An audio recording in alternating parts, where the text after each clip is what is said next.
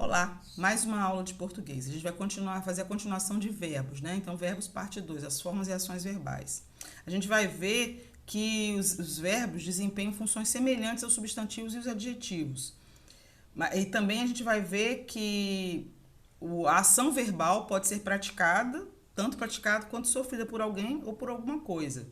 E vai conhecer algumas particularidades das flexões. E aí a gente vai começar com as formas nominais. Aí só para ilustrar, né, essas formas nominais, no futuro tudo vai ser moleza. Computadores vão realizar todas as tarefas, a gente só vai ter que apontar o que a gente quer e clicar. Nunca mais vamos ter que sair do conforto de nossas casas, sem aborrecimento, sem perda de tempo, sem incômodo da interação humana, sem viver a vida. A vida é muito inconveniente. Então a gente vai perceber alguns verbos no infinitivo, ó, por exemplo, quando ele termina com R, ó. Ser, né, no primeiro quadrinho, ter, apontar, clicar, sair, viver, né? Todos eles estão na forma nominal, tá no infinitivo. E aí vamos lá. Formas nominais. As formas nominais do verbo são 3, né? O infinitivo, o gerúndio e o particípio. São chamadas de nominais pelo fato de desempenhar um papel semelhante ao dos substantivos, dos adjetivos ou dos advérbios, e sozinhas não serem capazes de expressar os modos e tempos verbais.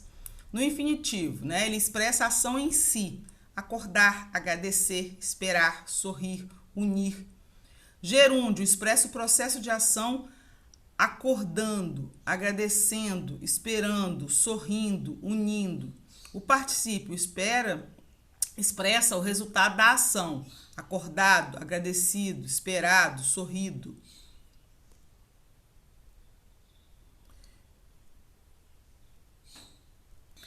E aí a gente tem as vozes verbais. Os verbos apresentam flexão em voz. As vozes do verbo indicam se o sujeito gramatical é o agente ou paciente da ação verbal, ou seja, se ele pratica ou se ele sofre a ação. Existem 3 vozes verbais no português: a ativa, passiva e reflexiva. A voz ativa: eu vi o menino no parque. A gente percebe que o sujeito, né, é o agente da ação verbal. Ele está praticando.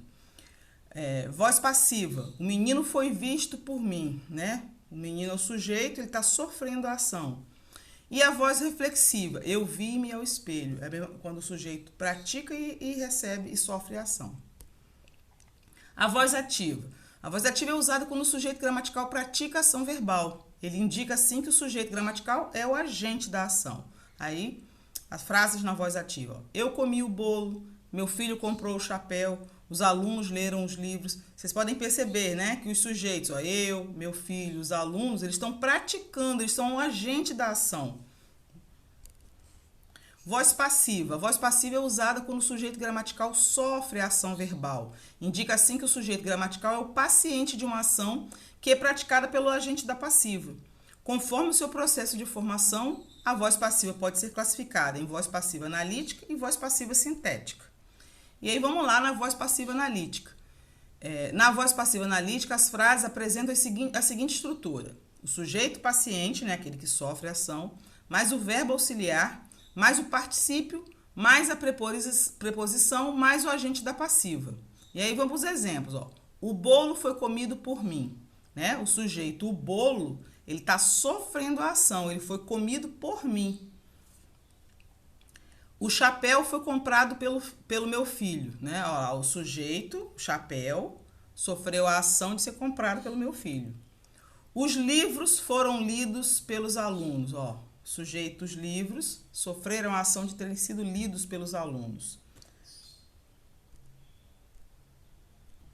Aí a gente percebe que na voz passiva analítica, ela é formada pelo verbo ser, né? Menos frequentemente pelos verbos estar ou ficar, seguido de um verbo na forma nominal do particípio.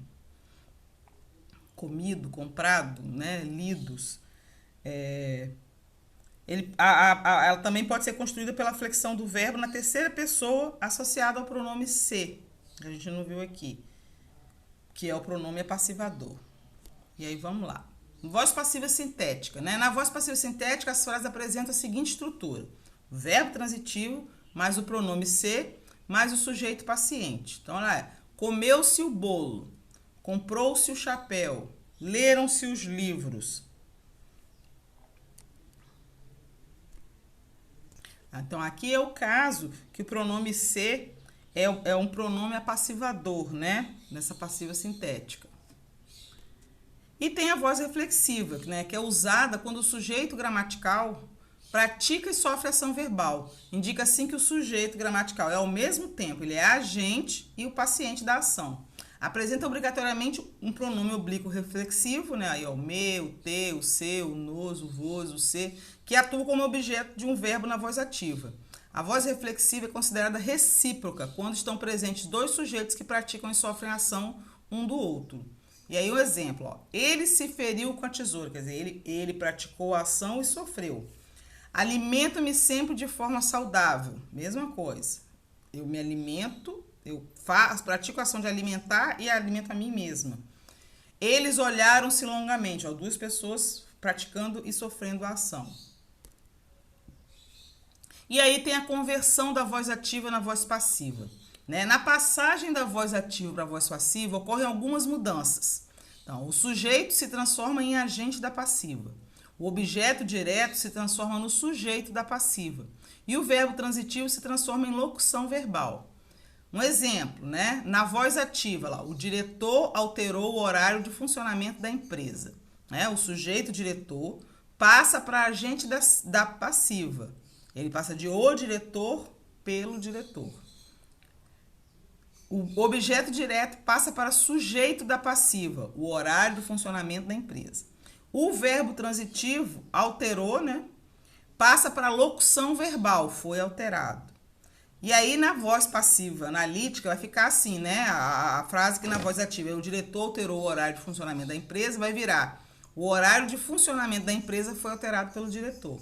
Então, preste atenção nessas mudanças quando eu mudo de voz, né? Quando eu passo da voz ativa para a voz passiva sintética, o objeto direto se transforma no sujeito da passiva, o sujeito se transforma na partícula apassivadora, né? O se. Não há agente da passiva e o verbo transitivo mantém-se. Então, vamos lá. Na voz ativa, a frase é: o diretor alterou o horário de funcionamento da empresa. O objeto direto passa para sujeito da passiva, né? Que é o horário de funcionamento da empresa. O sujeito, o diretor, passa para a partícula passivadora, o se, né? O pronome se. Não há agente da passiva e o verbo transitivo mantém-se. Então, olha lá. Vai ficar assim, né? Na ativa é o diretor alterou o horário de funcionamento da empresa e na voz passiva sintética vira alterou-se o horário de funcionamento da empresa. Perceberam as mudanças que acontecem? Então, prestem atenção quando precisar fazer essa transição, vocês já saberem mexer nessas alterações. Locução verbal e verbos auxiliares. Então, locução verbal é a junção de dois ou mais verbos que exercem a função morfológica de um verbo. Né? Elas dão dois ou mais no lugar de um só.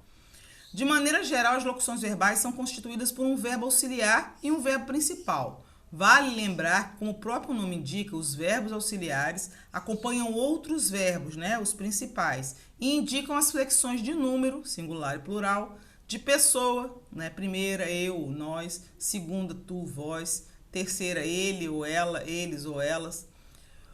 O modo pode ser indicativo, subjuntivo e imperativo. Tempo e voz. Os verbos principais, por sua vez, expressam a ideia central da ação praticada, né? Vamos ver o exemplo. Ainda estou lendo aquele livro que você me emprestou. Então, a locução verbal é estou lendo, né? Ó, dois verbos, o verbo estar e o verbo ler. O verbo auxiliar é o estou, né? É o verbo estar. E o verbo principal, lendo, é o verbo ler. Os verbos auxiliares são usados em locuções verbais, tempos compostos e voz passiva, juntamente com as formas nominais do verbo, né? O infinitivo, o particípio e o gerúndio, que atuam como o verbo principal. Então, quais são os principais verbos auxiliares que a gente mais usa, né? O ser, o estar, o ter e o haver. O verbo auxiliar ele não tem o sentido pleno, ele apresenta as desinências verbais, sendo flexionado, indicando o tempo, o modo, o número, a pessoa e o aspecto da ação verbal. O significado da ação verbal é transmitido pelo verbo principal, né? É ele que dá o sentido da ação. E aí, alguns exemplos do uso do verbos auxiliares. Ó. O ator foi convidado para a gala, né? Olha lá, o verbo auxiliar é foi, do verbo ser. Verbo principal, convidado, do verbo convidar. Está, aí outro exemplo, está chegando o avião da Paula, né? O verbo auxiliar aí nessa oração é o estar. O estar do verbo estar. Verbo principal, chegando. Aí, eu tenho estudado para o exame. O verbo auxiliar eu tenho, né? O verbo principal, estudado.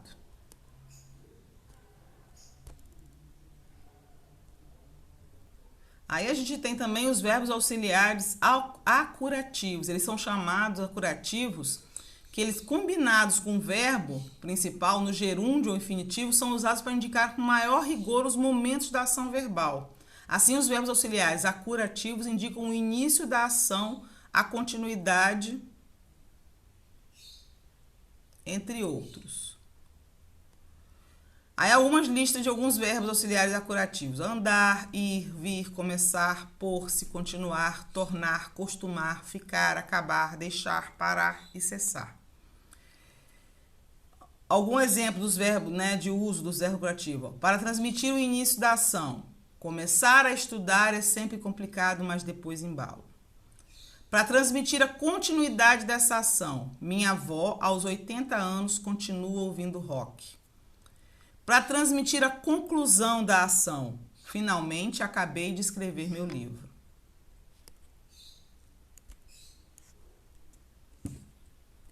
E aí, dentro da classificação de verbos, a gente tem os verbos regulares, foi o que a gente viu na outra aula, né? Que tem um radical mantém-se o mesmo, né?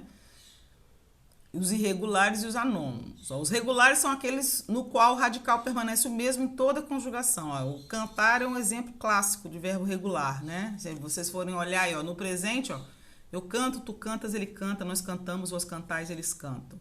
No pretérito, eu cantei, tu cantaste, ele cantou, nós cantamos, vós cantastes, eles cantaram.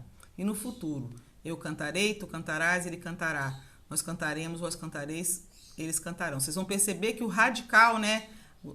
O comecinho do verbo, C-A-N-T, ele permanece igual em todos os tempos verbais. Então, ele é um verbo regular por isso, só vai mudando a desinência, que é o finalzinho do verbo. Os irregulares são os verbos cujos radicais se alteram ou cujas terminações não seguem o modelo da conjunção a que pertence. Aqui o slide ficou pequenininho no exemplo, mas dá para ver, ó. Olha o verbo medir, é um verbo irregular. Lá, no presente ele fica, eu meço, tu medes, ele mede. Nós medimos, vós medis, eles medem.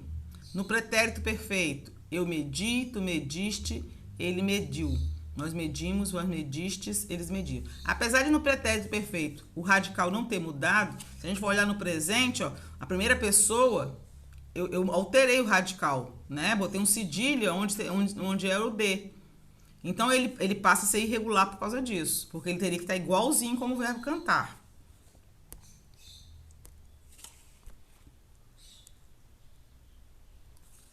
Verbos defectivos, né? São aqueles que possuem conjugação incompleta, quer dizer, eles não se conjugam em todos os modos, em tempos e pessoas.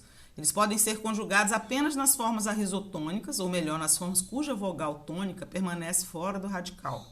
Então, tá lá, ó, o verbo abolir, no presente do indicativo, né? Não tem a primeira pessoa, tem a segunda, ó. Tu aboles, ele abole, nós abolimos, vós abolis, eles abolem. Não existe conjugação no presente do subjuntivo do verbo abolir. No pretérito perfeito do indicativo, eu aboli, tu abolistes, ele aboliu, nós abolimos, vós abolistes, eles aboliram. Então, ele é um verbo defectivo por isso, né? Ele não tem esse uso. E os verbos abundantes são verbos que apresentam particípio duplo, ou seja, duas formas equivalentes no particípio, uma regular e uma irregular. Né? Aquela que está sempre uma confusão na hora de falar. Ó, o verbo aceitar, né? No particípio regular, ele é aceitado. No irregular, aceito ou aceite. O verbo acender, Acendido, né, no sentido, acender no sentido de botar fogo, né, ou de acender a luz. No regular é acendido, no irregular é aceso. Eleger, elegido, eleito. Entregar, entregado, entregue. Expulsar, expulsado, expulso. Ganhar, ganhado, ganho. Imprimir, imprimido, impresso. Vai estar certo dos dois jeitos, tá, gente? Matar, matado, morto. Salvar, salvado, salvo. Soltar, soltado, solto. Suspender, suspendido, suspenso. Tingir, tingido, tinto. Vagar, vagado, vago. Agora, cuidado com alguns verbos. Aqui na nossa região eu vejo muita gente falar usando o verbo falar. O verbo falar só existe o particípio regular. Eu tinha falado, né? Falo é errado, mesmo porque falo significa o pênis do homem. Então a gente não fala eu tinha falo, né? Eu tinha falado, tá? Não, ele não tem o particípio irregular, o verbo falar. Então, cuidado com isso. Deem uma olhadinha, eu não vou botar aqui nessa aula, nos slides, na conjugação de todos os verbos. Isso vocês já viram ao longo da vida de vocês no ensino fundamental e um pouco no ensino médio. A gente está vendo aqui de novo como uma forma de recordação. Só para lembrar, o verbo você tem que lembrar como é que ele é conjugado, o final deles, e usar o bom senso, né? Pretérito, estou falando de passado. Futuro é uma coisa que ainda vai acontecer. Eu tenho o futuro do presente, tenho o futuro do pretérito, né? No caso do modo indicativo. E aí a gente dá uma olhadinha nos verbos. Estudar verbos ajuda em muitas questões que caem no Enem, de conjugação, né? Geralmente tirado do texto. Mas se você já tiver na sua cabeça, claro, né, as conjugações, os modos e os tempos verbais, pelo menos uma noção disso, você usando o bom senso, você consegue realizar as atividades relacionadas com o verbo. E qualquer dúvida, né? Vocês podem me procurar e revejam essa parte, olhem o caderninho de verbos ou procurem material sobre isso nos livros, né? Ou na própria internet. E estude. Verbo a gente tem que estudar, né? Para a gente ter uma noção e aprender a usar tanto na fala quanto na escrita de uma forma correta. Abraços, até a próxima aula.